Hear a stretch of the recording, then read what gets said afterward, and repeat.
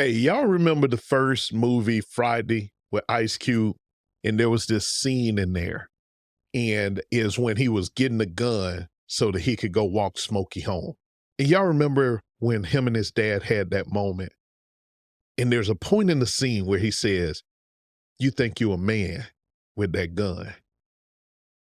And Craig's response was, "I'm a man without it."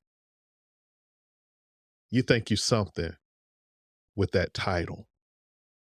You have been living your life so much to please other people that you just gotta have doctor in front of your name. And don't get me wrong, you put in the work, you earned that. That's great. I just gotta have pastor, apostle, prophet in front of my name. You ain't work do none of that. Who would you be if you didn't have your title to keep you warm? I remember my career where I just had this thought, like if I could make it from agent to supervisor, then they'll look at me different. If I can go from supervisor to call center manager, then they'll look at me different. If I can go from call center manager to account manager, then they'll look at me different. If I could just work for this agency and get this prestigious title there, then they'll look at me differently. But here's what I found out. No one was going to look at me differently until I looked at myself differently.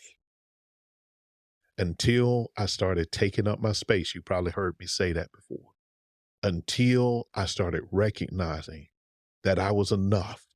Yeah, I might have some rough edges. We all do. Do I have some things I need to work on? Of course.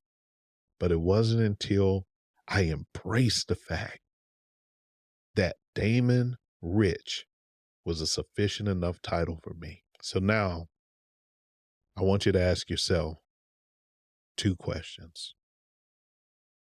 When did your name, the integrity, the character tied to it stop being enough?